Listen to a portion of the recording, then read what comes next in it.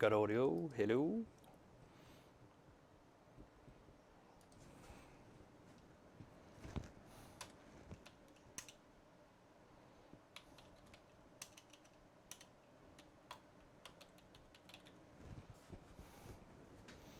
All right.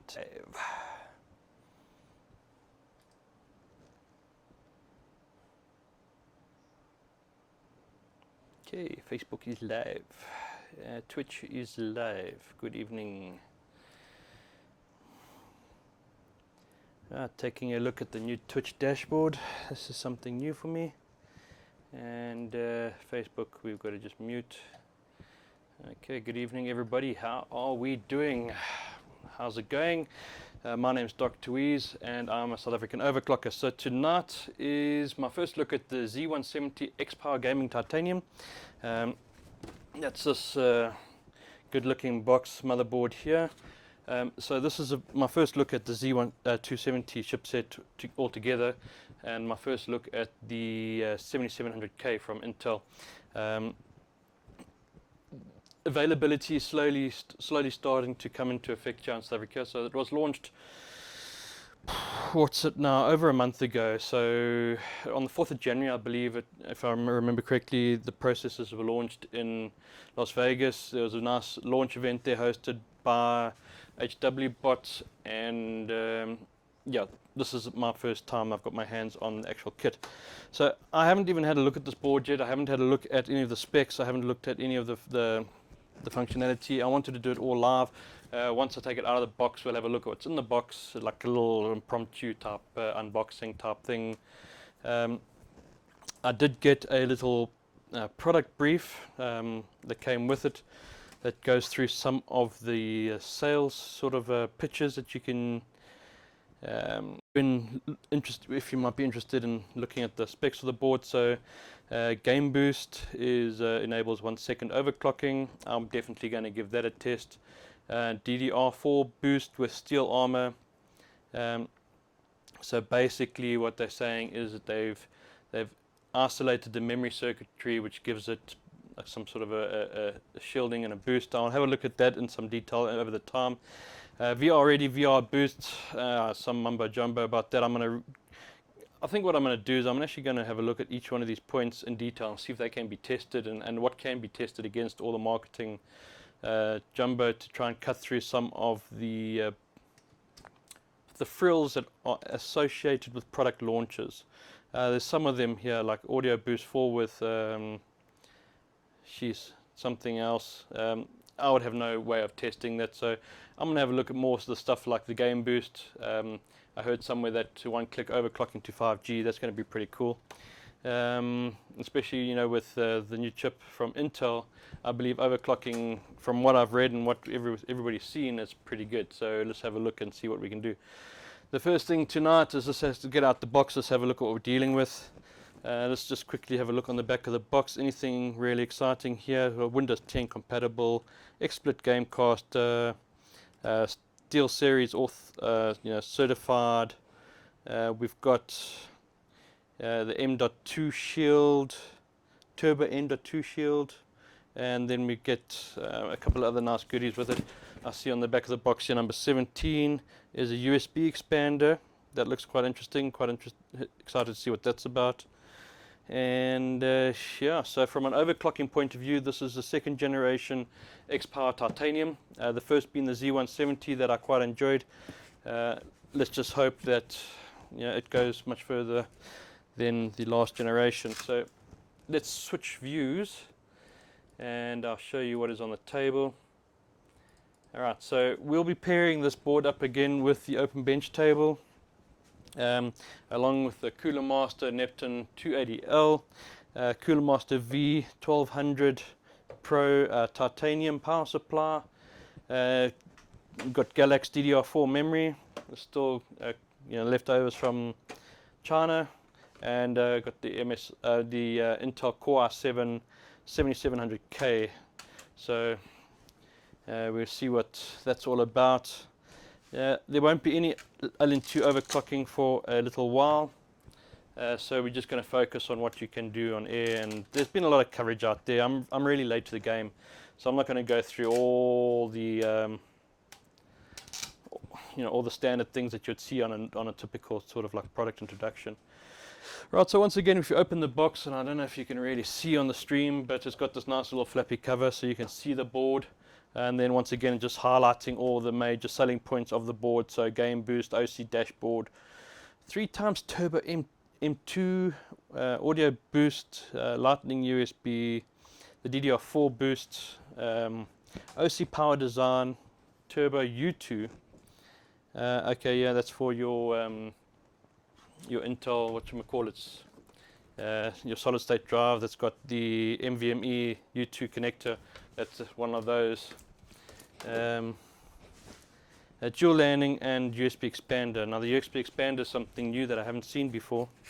So let's go ahead and just grab this out. I haven't monitored any of the Twitches of the chat. So yeah, guys, I am streaming on YouTube, on Twitch, and on Facebook. So if you have a problem with some bandwidth limitations, just jump around and try and see where you get the most or the best viewing pleasure.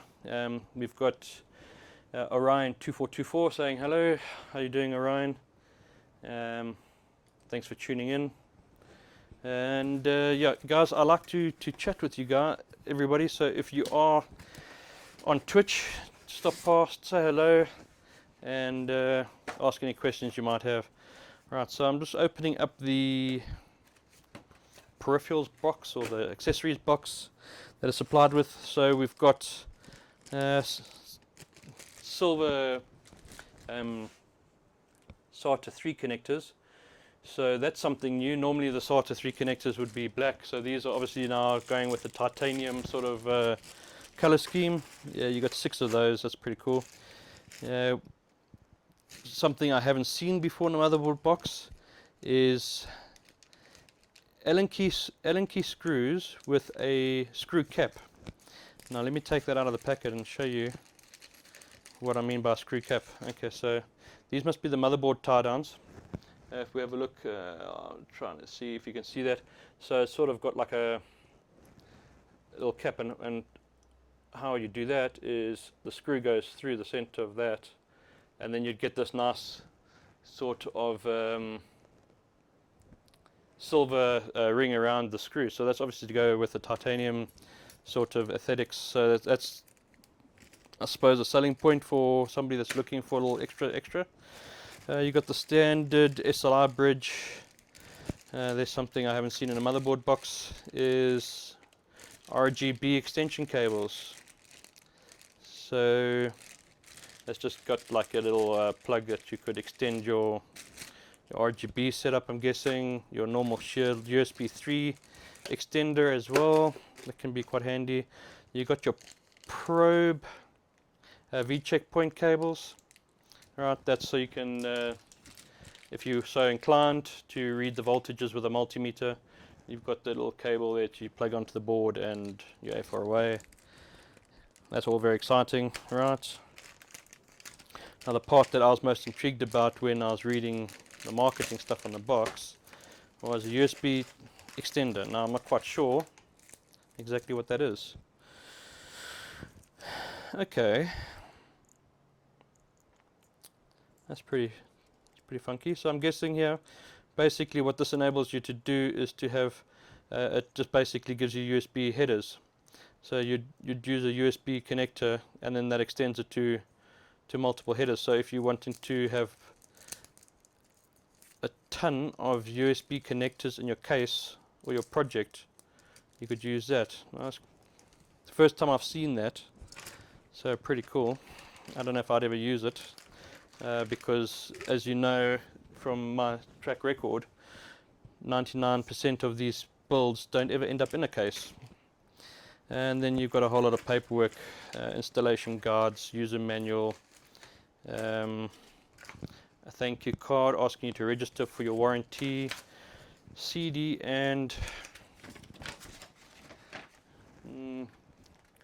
nice little posterish with the details of what everything is on the board.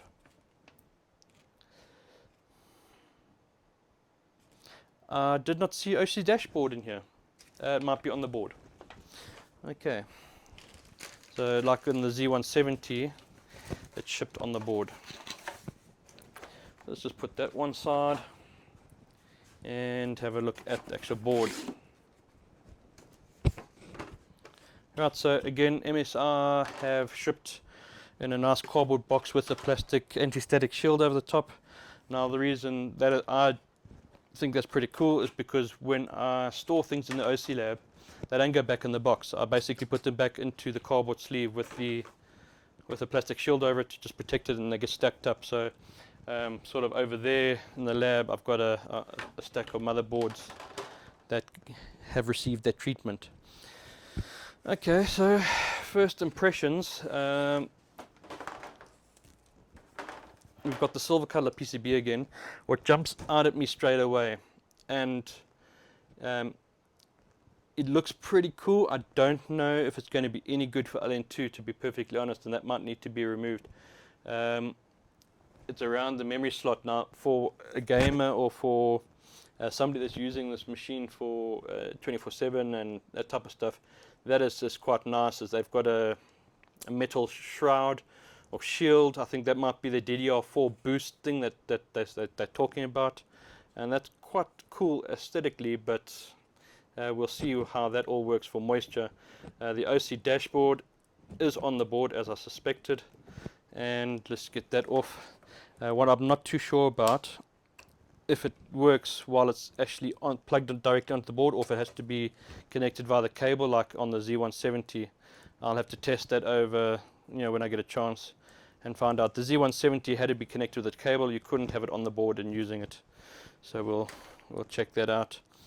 So other couple of new things on here. We've got the M.2 shield. So that, I'm guessing, is supposed to be some sort of like a heat sink over the M.2 drive, either to protect it or to remove heat. And we've got 1, 2, 3 M.2 ports, but only one shield. Maybe that's a problem, maybe that's not a problem. You got the turbo U2. Okay, that's a connector over there. That's pretty cool. And what else can I say about the board? Right, well, not a bad looking board. Looks pretty similar to the Z170. Alright, well, let's get that installed onto the open bench table. And the first problem I have is that now I need to move that across, and we'll just plug in the power there before we install it onto the open bench table. And the only reason I do that is because I've got the all-in-one cooler mounted to the right hand side, so it gets in the way of that. Yeah. So the I/O protector is plastic. Like I said, normally all that sort of stuff I remove and just use it. Put it back in the box type scenario. Okay, so let's get this workbench cleaned up a bit. We'll just move all this to the one side.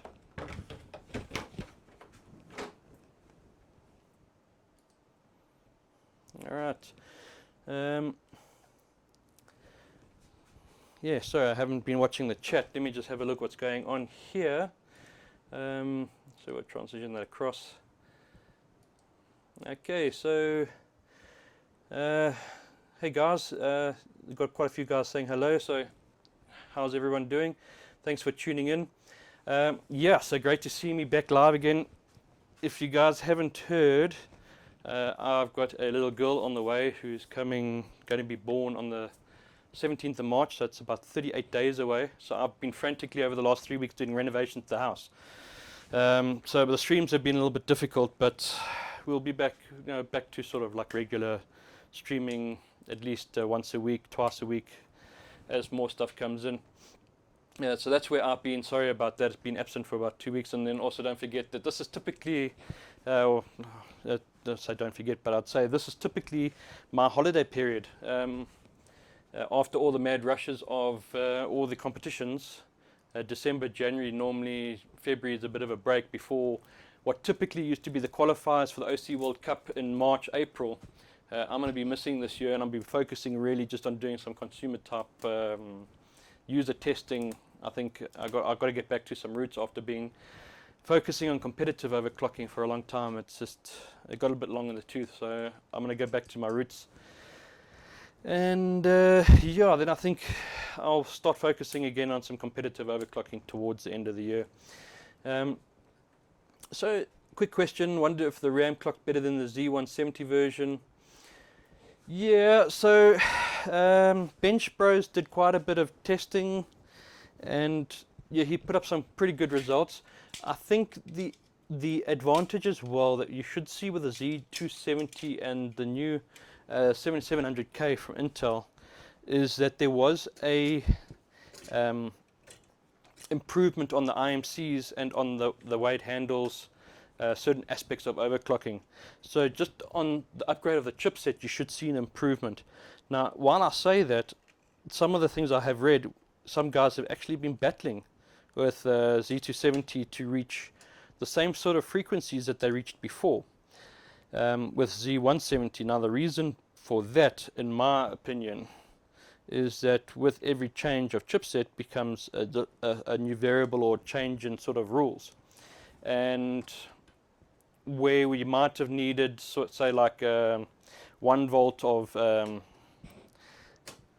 VTT voltage, for instance, in the past, you might now only need 850. So there's going to be a little bit of tinkering to find the sweet spot again, maybe. But this is my first test with the platform, so I could just be talking hypothetical, yeah, without actually really having tested it yet. Right, so this is my first sample of the R770K. This is not a bin chip in any way. It was randomly selected out of a batch and sent to me from HQ, and they didn't even test it. They said don't hold your breath, good luck, and just hopefully it's a good one. I haven't sold any of my 6700Ks yet because I've been so busy with the building of the house. I haven't advertised them, so I need to move all of my 6700K stock before I even think about buying more processors. And I'm sort of hoping that Case King will be selling some pre-bin chips again. I can just get an average one and not have to go through the whole rigmarole. But I haven't seen any chatter about that just yet, so I don't actually have any hope of that happening just yet. Right, so the thermal paste I'll be using is Thermal Grizzly. Just a can of the best, nothing fancy. In fact, the Thermal Grizzly I'm using is my second-hand X99 stuff that I use for quick air tests when I'm not being too serious. What I would like to do eventually is test the comparison between the Thermal Grizzly and the liquid metal Thermal Grizzly. Yeah, the Cryonaut versus what's the other, Conductonaut, which I have got in the OC lab. I've been sitting on it for a month now, haven't tested it. It has been burning a hole in my, has been creating an itch that I need to scratch, if you know what I mean. But anywho, right, let's get this on.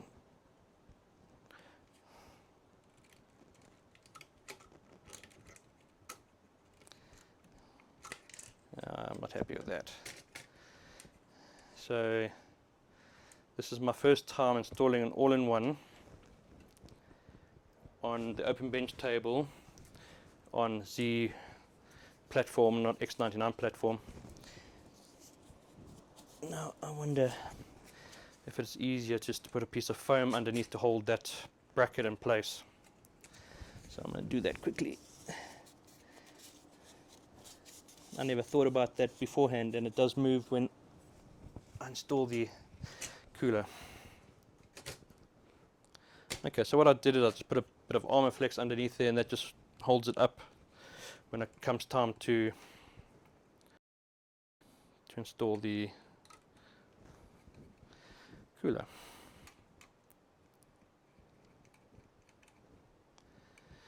So if you guys watched my last stream from 2 weeks ago, I basically took a first look at the open bench table, and I had the Rampage Edition 10 on here, busy getting it ready for a 4-way configuration. So one thing I have managed to do over the last 2 weeks is quickly test each of my 980 Ti's. And I'm very disappointed to tell you that one of my cards doesn't post. It just gives D6 error message. So my dreams of doing 4-way once again have eluded me. And yeah, I don't know. I'm going to try and see maybe if Vivi has got a 980 Ti still that I could maybe borrow. Otherwise, I don't think I'm going to waste any more cash on it. It's not worth any points or anything. It's just a project that I've been wanting to do for forever. Alright, so having a look at the chats, stream is buffering a lot. Is your connection stable? Let's just have a look at that. I haven't had a look at that tonight yet. Oh, my connection, like it's in a bit of trouble. Upstream is only at 1 megasecond. Yeah. Yeah, not much I can do about that, I don't think. Let me just have a look at speed test.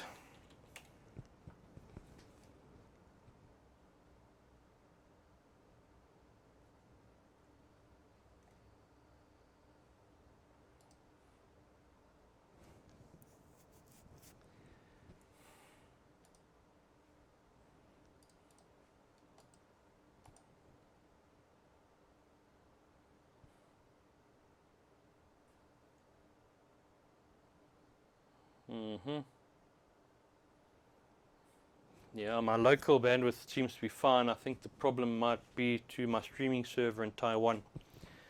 And downloading at 22 megs a second.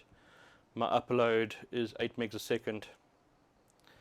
So it looks like we've got an international bandwidth issue at the moment from South Africa through to Taiwan. Not much I can do about that, unfortunately. Sorry.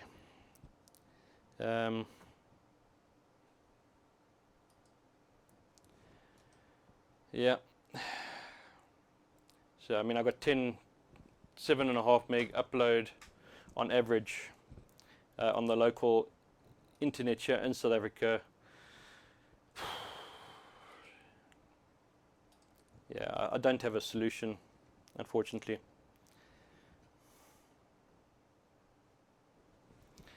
Okay, well, let's get back to it.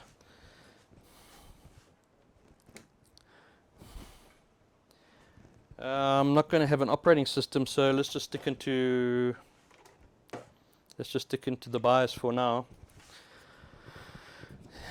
What I want to do is just get this booted up and then have a quick look around the BIOS, and then I'll call it an evening. What's the time now? Yeah, it's 8 o'clock. I've got one assignment I need to just finish. Needs to be handed in the morning. But it's all fun and games. Alright, so what have we got? We've got our power connector, we've got our memory in, our cooling solution is on, and we've got fans plugged in. We do need video. For that I'm going to use this little GT 710.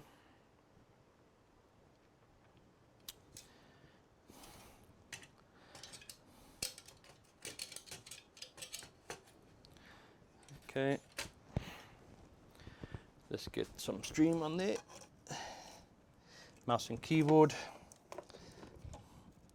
Just power it on.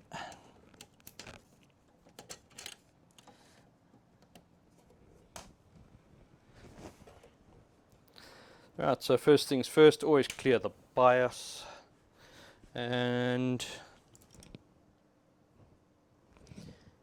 that's that button. Let's power it on. Let's switch the view.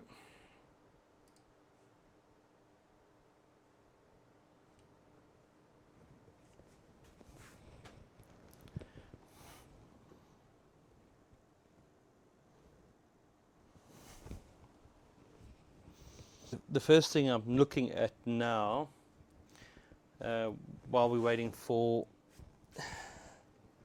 picture, is we've got a couple of interesting LEDs going on the board. So I've got a green LED next to the pump, I've got a red LED next to where I plug the fans in. I've got a white LED next to the BIOS chip that it's currently using, and a red LED down on the board here. So I kept this pamphlet out to have a look at what all that means. Do they actually tell you what it means? Fan power connector. Okay, so it doesn't actually explain what the LED is for on this piece of paper. I'm going to have to read up and see if I can find out what the different LEDs all mean. And it's got a little bit of a yellow LED around the audio boost. So I don't have any picture. Let's just go ahead and try straight HDMI.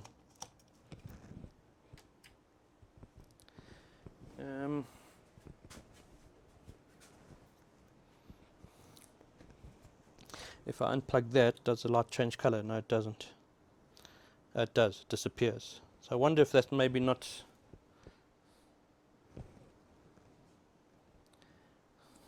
Let's try just with one.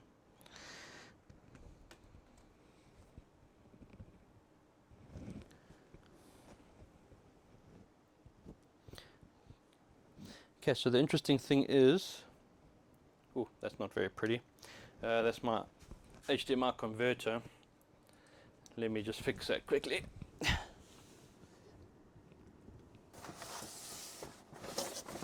Now, where is it?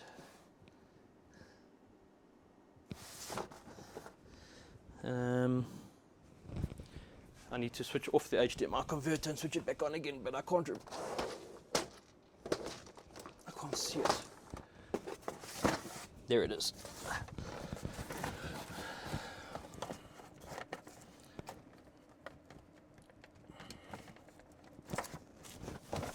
Alright, that picture should be better now.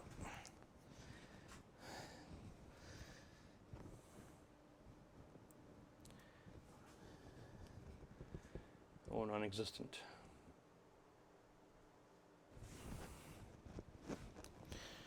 Okay, well, let's cycle the board again. So I was busy commenting about the fan LEDs. So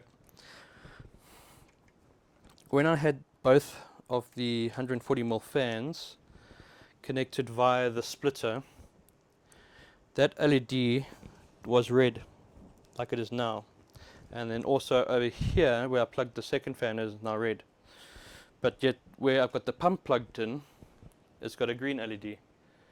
I don't know if you can see that on the picture. Let me move this over a bit. So over here, in this corner here, I've got a green LED. Okay, so is that my HDMI cable that's faulty? But then in this area here, I've got the red, and then I've got a red in this area here where I've just plugged the fans from the all-in-one cooler straight in.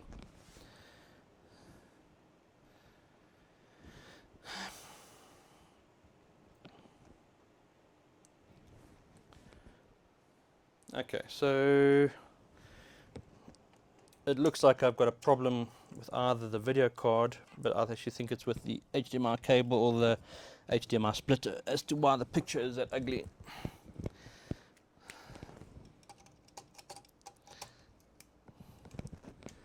Let me see if I can resolve that. Otherwise, what we'll do is I'll wrap this one up. That's a good look, first look at the MSI Z270, and we'll dive a little bit deeper into some of the functionality and the BIOS and stuff like that at a later stage. Oh, there we go. Okay.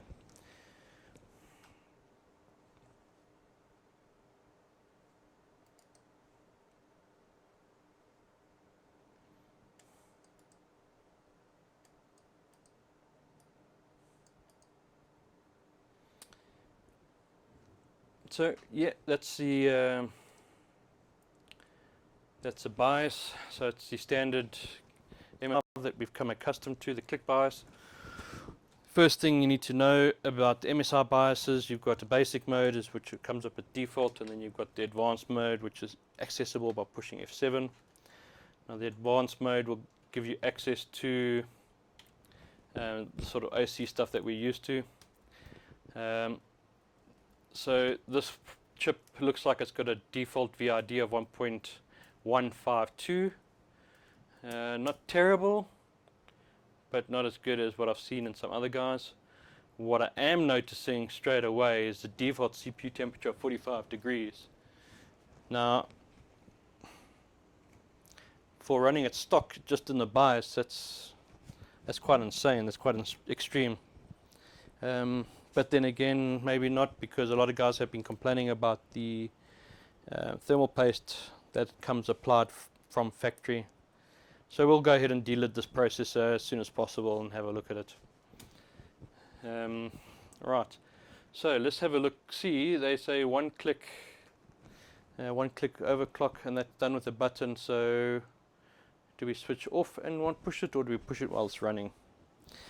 I'm not too sure. Let's go ahead and just do it in the BIOS. So game boost, software, hardware.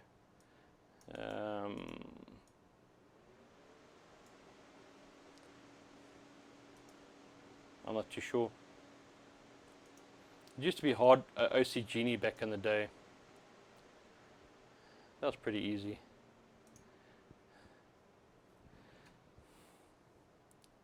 OC Explore mode, expert. OC setup, LN2 extreme. Okay, so you got a basic profile there. Beta runner, real thread. Okay. Let's have a look at quickly what we got in the form of memory presets.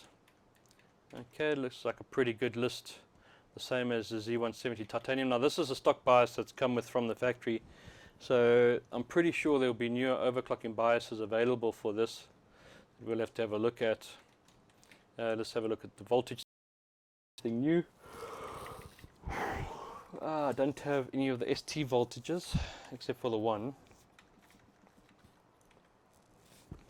OC quick view timer, fast B1 setting, go to BIOS. Okay, so that's a fast boot 1 setting, which if I'm not mistaken should be a button you can push somewhere. For fast boot, yes, on the OC panel there's a button you can push, which then you can configure where it goes to. So force OC fail, we'll go to BIOS. That's pretty cool. I like the force OC fail.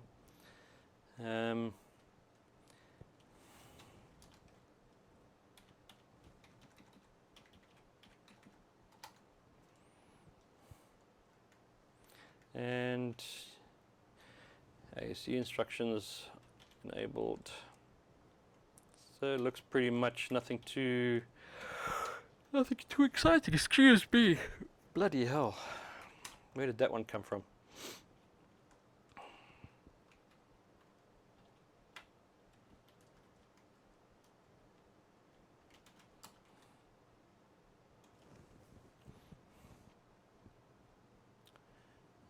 Okay.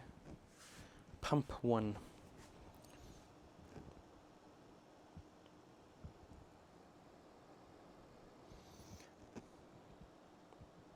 System fan. Okay, so this one's not picking up any RPM, although it is spinning. And if we pull the pump,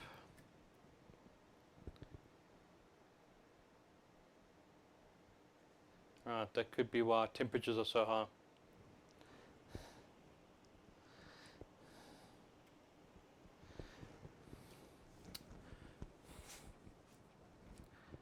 Or at full speed.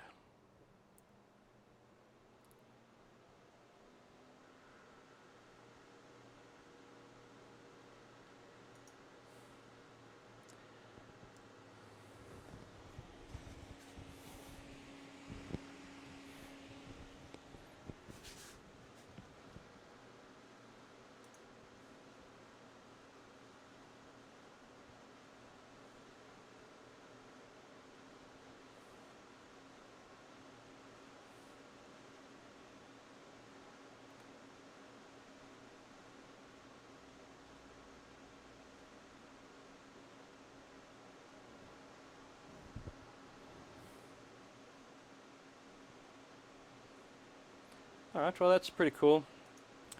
Yeah, just it's what we've come to expect basically from an MSI board. Really nice, smooth looking bias. And yeah, let's have a look at what we can do with this.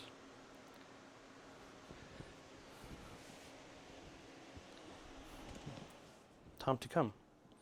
So what I want to do is just push that button in. Got a little knobby on it, I don't understand. I'm going to read the, I'm going to have to look and see, read the BIOS and read up how they suggest that we use all their functionality so we can do the basic testing of it. First thing I'm going to have to do is just get an operating system up and running for Z270, because I do believe that none of my OSs that are running on Z170 will work on Z270. So it's a real pain in the rear end to rebuild everything, but it's one of those things.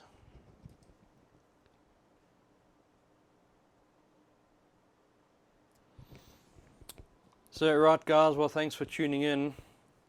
I'm going to go ahead and leave it at that.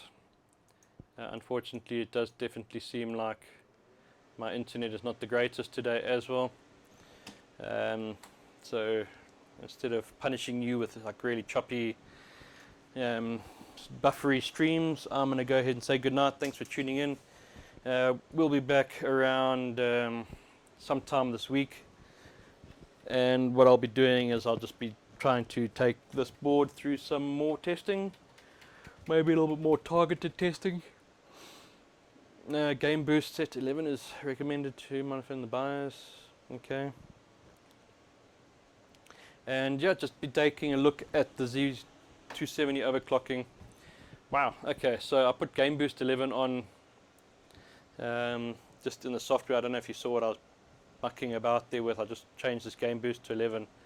So what it's done is it's put the CPU speed at 5.2 and DDR speed at 3.7. Whether that is actually stable or not is another question.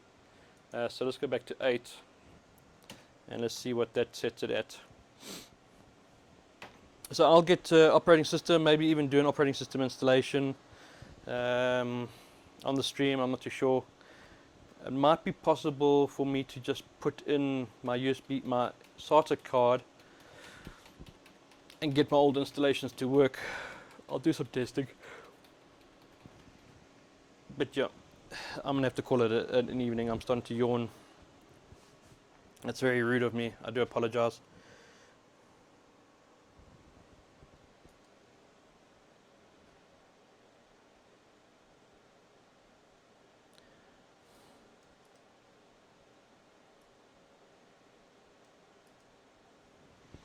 Alright, so yeah, so there's number 8 sets it at 5G and the DDR speed 2933. So that's quite interesting. We'll have to see if it's actually stable. But that will be for another night. So yeah, like I was saying, gonna call it an evening and see you guys on the flip side. Until next time, I'm DrWeez, and yeah, happy benching. Thanks for tuning in. See you later, alligator.